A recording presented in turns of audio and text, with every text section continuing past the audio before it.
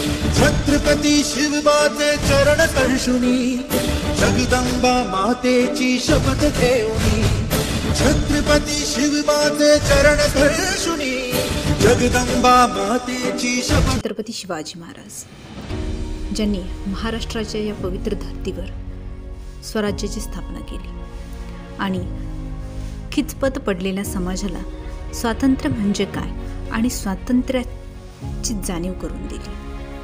त्यांच्या ह्याच कार्याची प्रेरणा संपूर्ण भारतातच नव्हे तर जगातल्या अनेक देशांनी घेतली आणि म्हणूनच स्वातंत्र्यासाठी जिथं जिथं बंडे उभारली गेली तिथं तिथं शिवाजी महाराजांच्या या कार्याचा त्यांच्या विचारांचा आदर केला गेला। स्वराज्य निर्माण करणं तशी साधी सोपी गोष्ट नव्हती। अतिशय खडतर अशा तपश्चर्येतून पार पडलेलं हे एक मोठा होमयज्ञ होता, जो होता स्वराज्याचा, ज्याला अनेक मावळे लाभले, अनेक कीर्तिवान माणसं लाभली। दिवस होता 4 फेब्रुवारी 1660चा, ज्या दिवशी शिवाजी महाराजांनी कोकणातील दाभोळ बंदर ताब्यामध्ये घेतलं।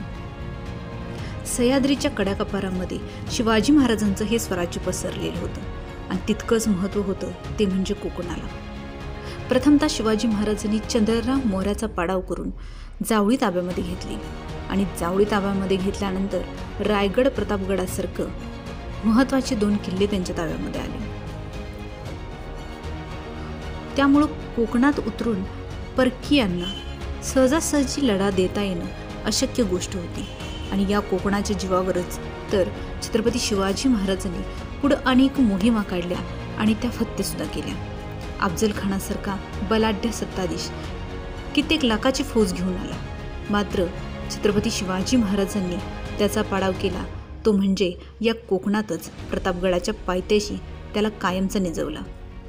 अशा या कोकणाचं महत्त्व शिवाजी महाराजांनी स्वराज्य निर्माण करत असताना जाणलं होतं आणि त्याचबरोबर त्यांनी जाणलं होतं ते म्हणजे महत्त्व व्यापार आणि समुद्रावरचं असणारं वर्चस्व आणि हे समुद्रावरचं वर्चस्व ज्याच्या ताब्यामध्ये समुद्रकिनारा त्याच्या ताब्यामध्ये कोकणचा भाग, हे जाणून घेऊनच त्यांनी ताब्यामध्ये घेतलं ते म्हणजे दाभोळचं बंदर। तसेच कल्याण भिवंडी ही सुद्धा 2 महत्त्वपूर्ण बंदरं त्यांच्या ताब्यामध्ये होती। पण दिवस होता तो 4 फेब्रुवारी 1660चा, ज्या दिवशी शिवाजी महाराजांच्या ताब्यामध्ये दाभोळचं हे प्रसिद्ध बंदर आलं। दाभोळचं प्रसिद्ध बंदर याचा उल्लेख अगदी प्राचीन कालखंडापासून येतो। अगदी सिंधू संस्कृतीच्या कालखंडापासून भारतामध्ये व्यापार सुरू आहे आणि व्यापाराच्या जीवावरच भारतानं जगावर अधिराज्य गाजवलं होतं। कित्येक परकीय व्यापारी भारतीय मालाला मिळवण्यासाठी तफडीनं प्रयत्न करत असत आणि इथला माल घेऊन जाऊन ते कित्येक पट नफा मिळवत असत आणि म्हणूनच भारतातल्या या व्यापाराच्या जोरावरच भारतामध्ये सोन्याची आवक खूप मोठ्या प्रमाणावर होती। म्हणून एकेकाळी सोने की चिडिया असं सुद्धा भारताचं वर्णन केलं गेलेलं आपल्याला दिसून येतं। दाभोळ बंदराचा उल्लेख प्रथमतः येतो तो म्हणजे पेरिप्लॉप्स ऑफ द इरेथ्रियन सी या ग्रंथामध्ये। इसवी सनाच्या पहिल्या शतकामध्ये लिहिले गेलेला हा ग्रंथ, या ग्रंथामध्ये दाभोळ आणि परकीय देशांशी असणारे व्यापार आणि व्यापारी मार्ग जलमार्गातून कसा होत होता याविषयी माहिती देण्यात आलेली आहे। त्यानंतर समुद्राचं महत्त्व ओळखून छत्रपती शिवाजी महाराजांनी ही बंदरं तर ताब्यात घेतलीच, मात्र या बंदराचं संरक्षण होण्यासाठी तत्कालीन असणाऱ्या सत्ता, त्याच्यामध्ये फ्रेंच, पोर्तुगीज, इंग्रज यासारख्या सत्तांशी संघर्ष करण्यासाठी आरमाराचं महत्त्व ओळखून त्यांना प्रथमतः आरमार त्यांनी उभा केला।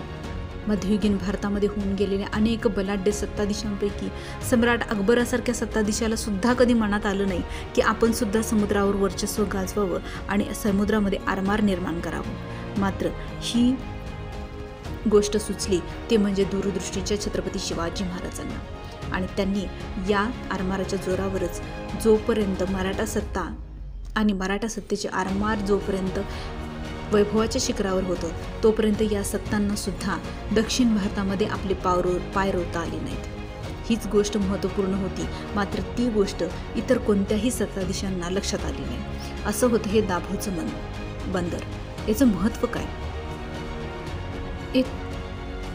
येथून पार्शियन आखात व भूमध्य सागराच्या परिसरातील बंदरांची व्यापारासाठी वापर होत होता। दाभोळ बंदराच्या सुरक्षिततेसाठी येथे किल्ला बांधलेल्याचे अवशेषही दिसून येतात.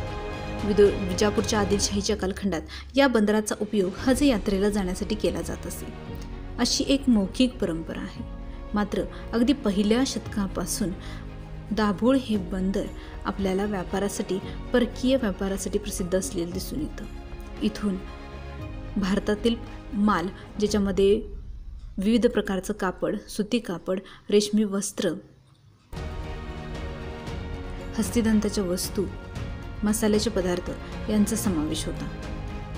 एकूणच दाभोळ बंदराविषयी जास्त काही माहिती उपलब्ध नसली तरी पण या ठिकाणी असणाऱ्या विविध वास्तू बराचसाच इतिहास सांगून जातात. हेच बंदर शिवाजी महाराजांच्या कालखंडामध्ये व्यापाराचे एक प्रमुख ठिकाण होतं आणि त्यांच्या राज्याच्या उत्पन्नाचंही एक महत्त्वपूर्ण साधन होतं.